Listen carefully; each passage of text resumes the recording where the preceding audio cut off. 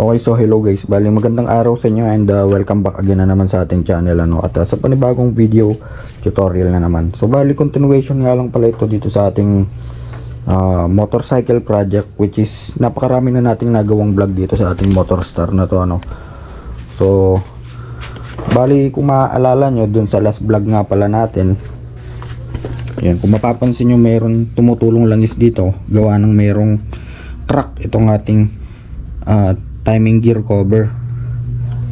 Okay, so dyan tumutulo yung langis. So ayun, may patak pa nga dito. Bali ngayong araw mga boss, kung may pambili nga pala kayo, pwede nyo naman siyang palitan. Napakamura lang nitong cover na to. Yan, napakamura lang naman yan. Pero kung wala kayong pambili, meron nga pala tayong solusyon dyan.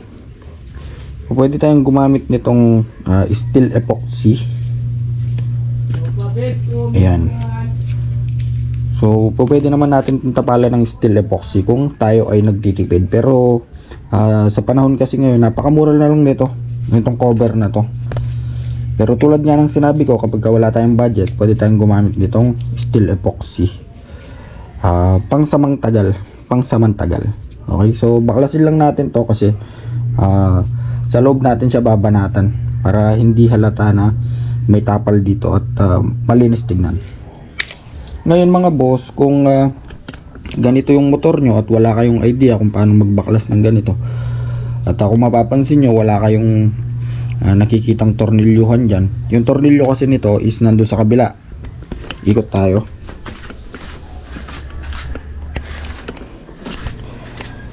Ayan. So ito kasi yung tornilyo nito. Ito. Itong 10mm na to, mahaba yan, tagos yan dun sa kabila. So yan lang yung luluwangan natin and mababaklas na natin yung cover sa kabila. So kuha lang ako ng tools. Ayan, paikot laging counterclockwise. Ayan, so napakahaba nito mga boss. Tabi lang natin yan.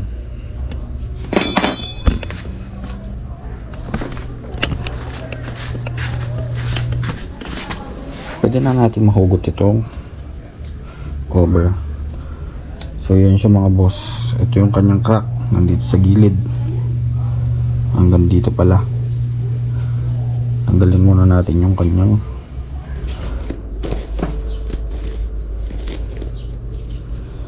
at gamitin na natin itong ating steel epoxy.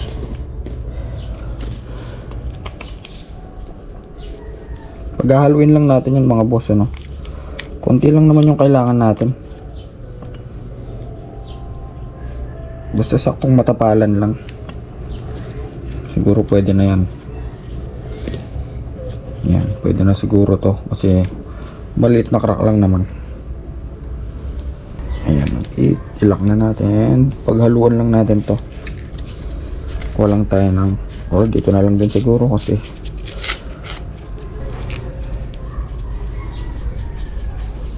haluin lang natin ng mabuti mga boss. Kung pwede nga pala ito sa may mga crack na makina, especially sa mga bakal, steel epoxy para sa mga nagtitipid mga boss. Yan. So pwede na siguro yung kanyang consistency or yung kanyang lapot or yung kanyang mixture. Banatan na natin yung okay, so pwede na siguro yan mga boss at patutuyuin na lang natin. So iwan lang natin siya dito. At habang pinapatuyo natin yung steel epoxy dito sa may ating timing gear cover, palitan na nga rin pala natin ng air filter or air cleaner itong ating Motorstar.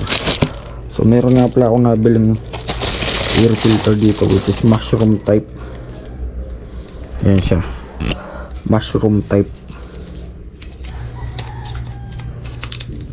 At may iba't ibang adapter na rin siya kung saan pasok na pasok at fit na fit siya sa iba't ibang manifold size.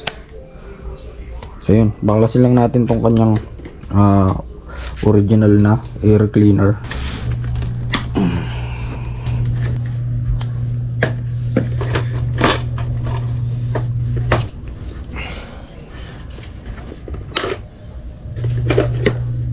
At try natin salpak yung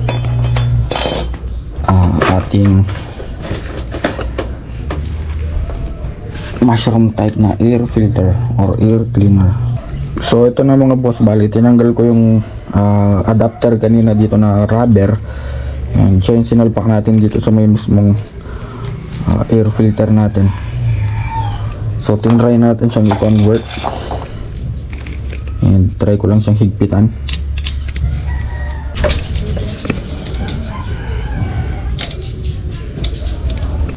Yun, at hindi naman siya tumatama. All goods. So higpitan na natin. Okay, so nahigpitan na natin mga boss. Sure na to. Try na natin siya pa. Ay, wala pa pala yung cover nya. So yun, so hintay lang natin matuyo yung timing cover mga boss, at para mapa-under na natin. Well, actually pwede naman siyang pa-under yan, kaso magtatapon at magsasayang ng langis dito sa baba. Okay lang yun, hindi naman tayo nagmamadali. So update na lang mamaya mga boss. Okay, so ito na mga boss. Ayan, napakainit pa. Napakabilis lang matuyo nitong ating steel epoxy. At try na natin siyang ibalik. Medyo mainit-init pa nga.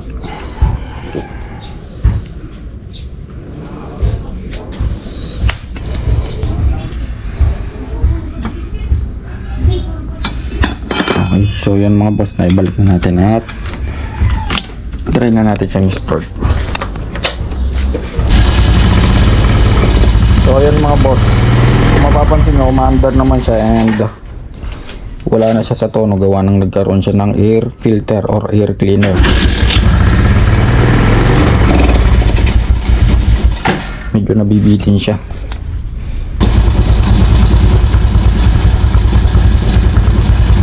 So ayan mga boss, okay na yung ating motor star, ano. Medyo adjust lang natin siya ng konti, hindi natin siya ma-adjust gawa ng wala tayong gasolina. Ayan. Pero still okay naman na siya. At obserbahan na lang natin yung kanyang gilid kung may tumutulo pa. Okay. So kailangan pa kasing patuyuin yan mga boss, yung sa may gilid niya.